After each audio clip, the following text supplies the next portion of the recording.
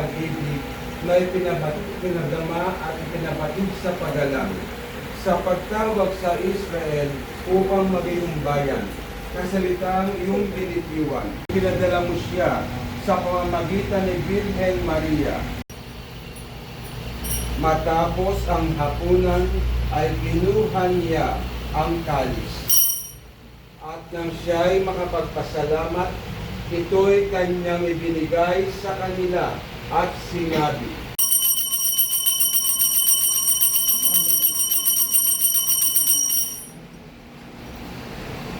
kaya bilang pagtupad sa kanyang utos o Ama, aming inaalala ang kanyang kamatayan.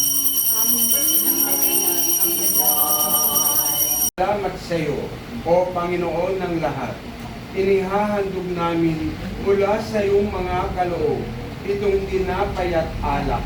Nanalangin kami, O pagmahal na Panginoon, na iyong isugo ang Espiritu Santo upang pabanalin ang mga handog na ito, ng mga ito ay maging sakramento ng katawan ni Kristo at dugo ng bagong tipan.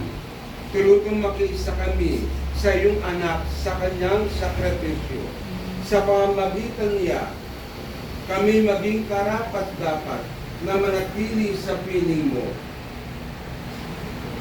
Sa pagsapit ng takdang panahon ay may katawan at dugo ni Kristo.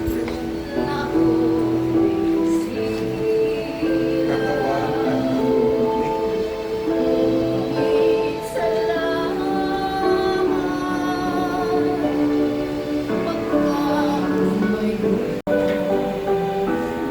Katawan at dugo ni Kristo.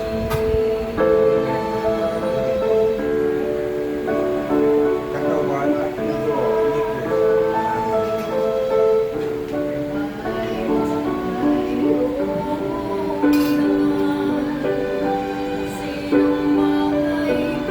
Inaala-ala natin ang pakikipagkaibigan, kapayapaan at kaligayahang ipinadama niya noong siya'y nabubuhay pa.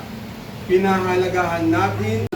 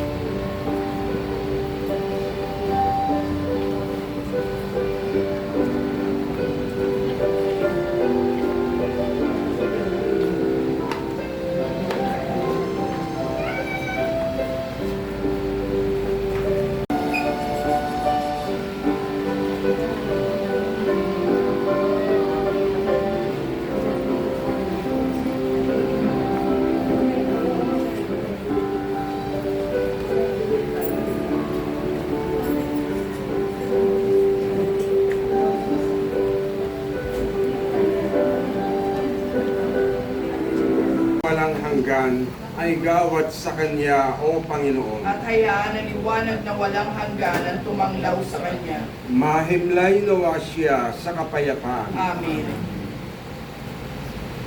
Ang kanya nawang kaluluwa at ang mga kaluluwa ng lahat ng sumasampalatay na mayapa sa awa ng Diyos, mahimlay sa kapayapaan. Amen.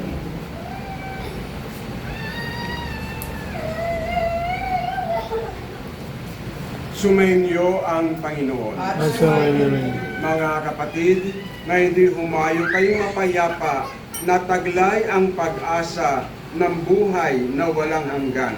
Sa ngalan ng Ama, ng Anak, at ng Espiritu Santo. Amen.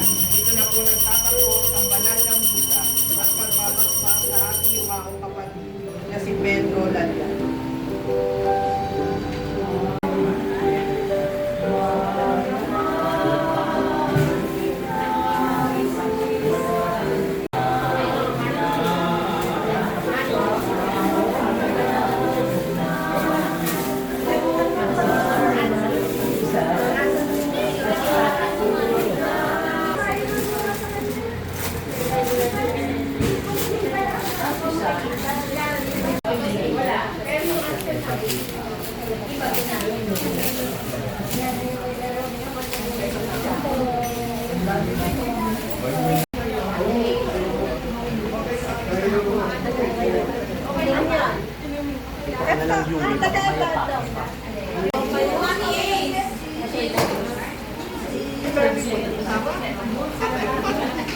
Baka maano.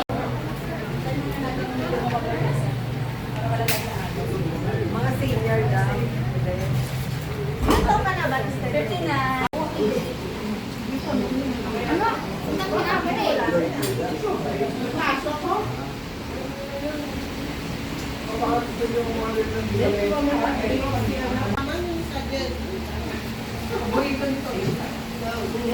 Kaya nga.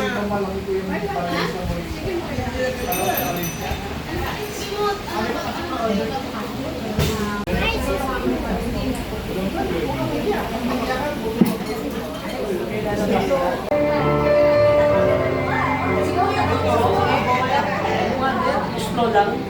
Ang ganda pala ng katawan yun. Ayan sila.